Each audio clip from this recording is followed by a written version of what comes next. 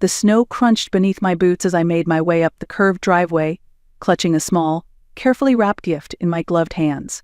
My breath formed clouds in the frigid December air as I stared up at the dazzling mansion before me. Lights sparkled from every corner of the house, and the sound of laughter and music spilled from within. It was festive. It was grand, and I had not been invited. I hesitated at the massive oak door, suddenly self-conscious in my worn coat and thrifted scarf.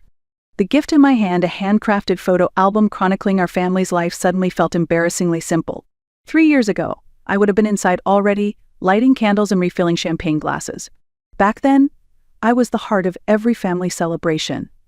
But that was before I sold our family home to help my children chase their dreams.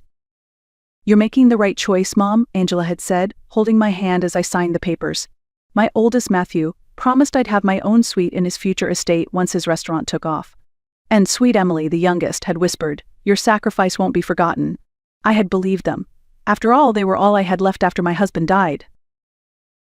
I moved in with each of them, one by one. But as their businesses grew, their time for me dwindled. Eventually, I was living in the tiny room above Mrs. Dalton's garage, surviving off my teacher's pension and the occasional substitute gig. Now, standing at Angela's grand front door on Christmas night, I gathered my courage and rang the bell. Through the frosted glass, I saw the silhouettes of my children laughing, mingling, radiant. The door opened, and there stood Angela in a red cocktail dress, her eyes widening in confusion. "Mom?" she asked, her smile faltering. "What are you doing here?" I held out the small gift. I thought maybe I could join you all, just for a little while. She stepped outside, partially closing the door behind her. Her voice dropped. "This is a private party, Mom. Important guests are here. It's not a good time." And just like that, I realized I had become a stranger at my own family celebration. I stood there on the cold stone porch, blinking against the sting in my eyes, not from the wind, but from her words. A private party. Not a good time. I was her mother.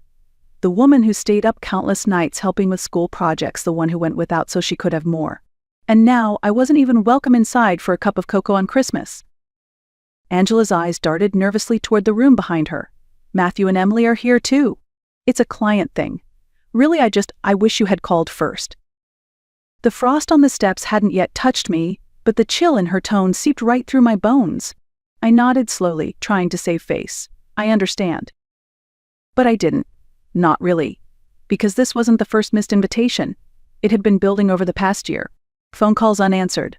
Messages read but not replied to. Holidays suddenly too hectic.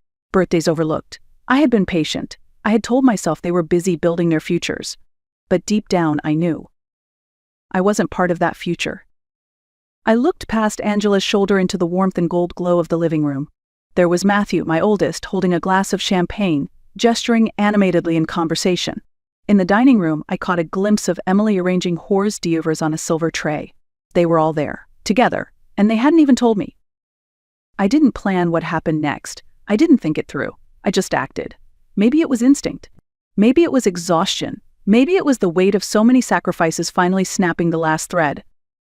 I stepped forward. Angela tried to block me. "Mom, please." But I gently brushed past her. The warmth of the house hit me instantly, but it was the silence that struck me more. Conversation stopped mid-sentence. All eyes turned. I saw surprise, confusion, even embarrassment. But I stood tall, my back straight, my heart thudding so loudly I could barely hear the soft carols playing in the background. I took off my coat, laid the modest gift on the entry table, and said in a clear voice, "Merry Christmas. I'm Carolyn Reese, Angela, Matthew, and Emily's mother." For a moment, no one spoke, but the look in my children's eyes wasn't pride, it was panic. And that was the moment I realized something deeper. I wasn't just unexpected, I was unwanted. For a moment, the room hung in silence, thick, uncomfortable, undeniable. People looked from me to Angela, to Matthew and Emily, as if trying to piece together why this woman, clearly their mother, had arrived uninvited, unwelcomed, and yet unshaken. And then, a voice spoke up from the crowd. Carolyn Reese, an older gentleman near the fireplace, asked. He wore a dark tailored suit, silver hair swept back neatly, and his voice carried both warmth and curiosity. "Are you Carolyn Reese who taught literature at Fairmont High?" I blinked, caught off guard. "Yes," I said, "that was me. I taught there for over 20 years. His face lit up. "Well, I'll be. I'm Henry Whitaker. You tutored my son, Mark, back in 2002. He was failing English and thinking of dropping out. You stayed after school with him 3 days a week until he passed. Now he's an editor for a major publishing house. He still talks about you." A murmur rippled through the guests. "I remember Mark," I said, smiling softly. "He had a beautiful way with words, just needed someone to believe in him." Henry turned to address the room. "This woman didn't just teach, she changed lives." Angela stepped forward, her voice tight. "Mr. Whitaker, I didn't realize you knew my mother." "Knew her," he said, letting out a soft laugh. "Your mother's something of a legend in our district. In fact, there's a scholarship in her name now. The Carolyn Reese Literacy Fellowship." I felt my breath catch. "A scholarship? In my name?" Henry's brow furrowed. "It's strange, though. We tried to invite you to the award ceremony last month, but the school said you couldn't be reached. We even contacted your family. They told us you were living abroad indefinitely." A strange ringing filled my ears. Living abroad? I turned slowly to look at Angela, then Matthew, then Emily. "Is that what you told them?" I asked quietly. "That I was gone?" The color drained from Angela's face. Emily stepped back, her lips parted as if to explain, but no words came. Henry continued, oblivious to the tension building. "There's also the matter of the legacy grant. $50,000. It was part of the award. When we couldn't locate you directly, we handed the check to your next of kin." He gestured toward my children. The room tilted. My knees felt weak. "They took it. They took the award meant for me, an award I never even knew existed, and let everyone believe I had disappeared. They had cashed in on my life's work while I sat in a freezing attic counting pennies." Emily stepped forward. "Mom, we were going to tell you." "When?" I asked, my voice quiet but sharp. "Before or after you spent it?" Suddenly, everyone in that room saw me differently. I was no longer the awkward woman at the door. I was a woman with a legacy, a mother who had been erased from her own story. And my children had done the erasing.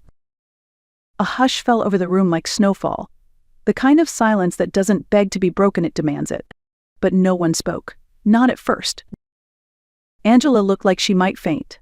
Matthew's jaw tightened, his shoulders squared in silent defense. Emily, dear Emily, had tears pooling in her eyes, but said nothing. "I wasn't unreachable," I said slowly, addressing the guests as much as my children. "My phone number hasn't changed. I've been living above a garage down the road, teaching part-time, picking up tutoring jobs to make ends meet." Whispers began to ripple through the crowd. Henry looked stunned. "But the school said." "They lied," I said simply. "My own children lied." I saw the shift in the room, the glances, the discomfort, the dawning realization that this evening's carefully curated celebration had just cracked wide open and something far more real was pouring out. Matthew finally broke the silence. "We were protecting you," he said stiffly. I turned to him. "From what? Recognition? A job opportunity? Financial independence?" "You're not young anymore, Mom," he added. "We didn't want you to have more stress." "Stress?" I echoed. "You think living in a drafty attic on a substitute teacher's pay was restful? You think struggling to afford groceries was relaxing?" Angela stepped in, her tone diplomatic. "We were going to use the money to support ventures that could benefit all of us, including you." There it was, the truth dressed in strategy. "So you decided for me," I said, "just like when I sold our house and gave you each a share. I believed in you. I trusted you." I turned to Emily. Was that trust supposed to be a transaction? Was it contingent on me disappearing quietly? "No," she whispered, voice cracking. "It wasn't like that. We just got caught up. In the businesses. The image. Everything moved fast." "And where was I supposed to fit into that image?" I asked. "You didn't want your clients to see your mother in a hand-me-down coat. I didn't want them to know your success came from a woman who gave up everything." The ripple of emotion ran through Emily's face, grief, guilt, recognition. Angela tried again. "We still love you, Mom. That hasn't changed." "But respect did," I said. "And love without respect is just control in disguise."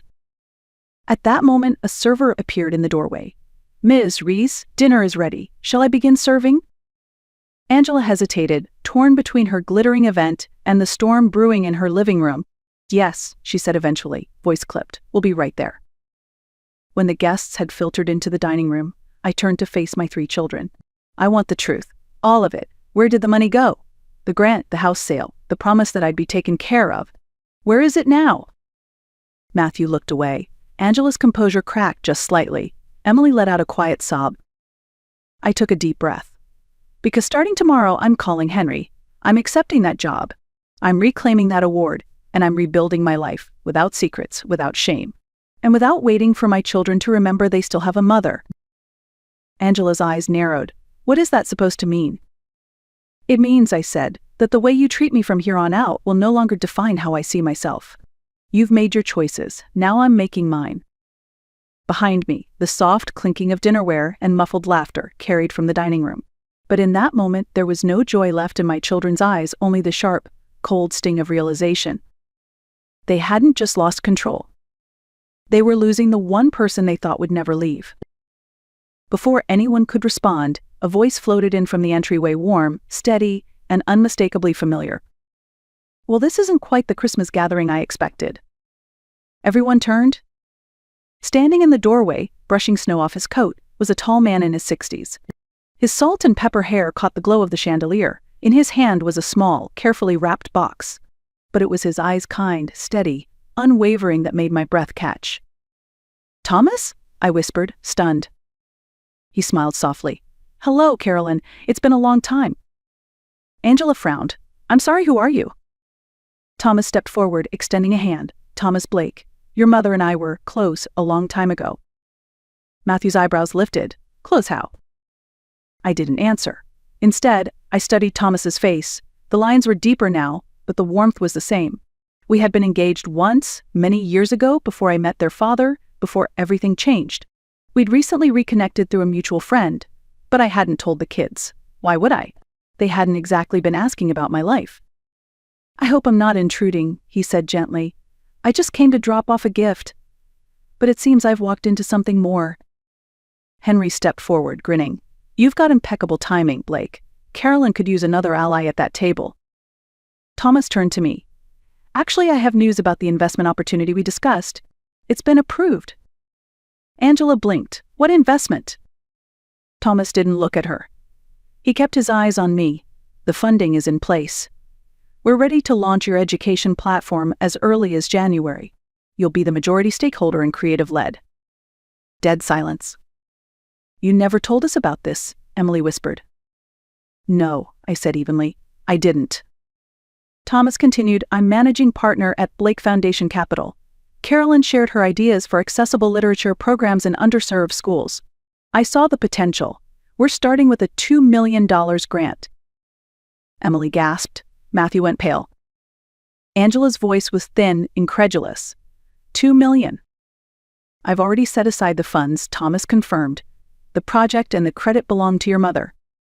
He reached into his coat pocket and placed a small velvet box on the table. A hush fell again. I also brought something else, he said, looking at me. Thomas, I said cautiously. He smiled. No, not that, he laughed softly, guessing my thought. Not a ring, not yet. He opened the box. Inside was a small, gold key. This, he said, is the key to the lake house in Vermont, the one we dreamed of all those years ago. I never sold it. Couldn't bring myself to. It's yours now, Carolyn. Whether or not you accept anything else from me, it's time you had something that belongs entirely to you. My children stared, stunned. But I didn't look at them. For once, I allowed myself to feel the moment, not as a mother, not as someone sacrificed, but as a woman rediscovering what she had always deserved. A second chance. I held the key in my palm, the weight of it both literal and symbolic. It wasn't just access to a house, it was the unlocking of something I'd buried for years. Identity, autonomy, worth. Angela cleared her throat. Mom, the family home. You said earlier you brought a gift. What did you mean? I met her gaze calmly. I found a way to buy it back. All three of them froze. I started tutoring the grandson of the couple who bought it, I explained. When they mentioned they were considering selling, I asked if they'd let me have first refusal. I couldn't afford it alone, but Miss Dalton, my landlord, agreed to help as an investor. She knew the house meant something to me. You did all of that without telling us? Matthew asked, stunned. Yes, I said simply. Just like you made decisions about my life without ever telling me. The silence that followed was thick with the taste of truth. No more pretending. No more platitudes. Angela looked down, her voice barely a whisper. So what happens now? I reached for the gift I'd brought and slid it back into my purse. Now I go home. I think about the job offer, the investment, and what kind of future I want for myself. Emily stepped forward, her voice trembling. What about us, Mom? I looked at each of them, 3 grown adults I had given my life to. My voice softened, but it didn't shake. That depends on you, I said. On whether you can see me as a full person, not just the mother who gave and gave. Whether you can build something new with me based on mutual respect instead of guilt or convenience. I turned to leave, the velvet box in one hand, my small wrapped gift untouched in the other. Angela's voice stopped me. Mom, can you ever forgive us? I paused in the doorway, snow starting to fall again outside. Forgiveness isn't something I can give you tonight, I said gently. It's a road we'd have to walk together. And with that, I stepped out into the cold winter night, not broken, not bitter, but free. For the first time in a very long time, I was truly free. 3 months passed like the quiet melt of snow, slow, steady, almost imperceptible, until one day, everything looked different. I now lived in the lake house in Vermont. It was just as I remembered from the photos Thomas used to send me in our youth, tall windows, creaking floorboards, the scent of pine outside every morning. But more than that, it felt like mine, not borrowed, not shared, not temporary. On that early spring morning, I sat on the deck with a mug of coffee, reviewing the final draft of the curriculum I'd written for the Westridge Outreach Program, the same program Henry had insisted I lead. It paid well, but more importantly, it made me feel alive again. Useful, seen. A text lit up my phone. It was from Emily. We're 20 minutes away, bringing lunch like we promised. I smiled. These meetings had become our new rhythm, one child at a time, each visit slow and intentional. No rushing back to how things were. No demands for instant forgiveness, just space and effort. Thomas joined me on the deck, handing over a second cup of coffee. Nervous? He asked gently. A little, I admitted. This is the first time all 3 of them are coming together. He gave a soft smile. Good. They need to see you for who you really are, not just the mother who carried them, but the woman who found her way back. I looked out across the calm water and took a deep breath. The road ahead was still fragile, like thin ice in early spring, but it was a road we were beginning to walk slowly, hesitantly, honestly. And this time it would be on my terms.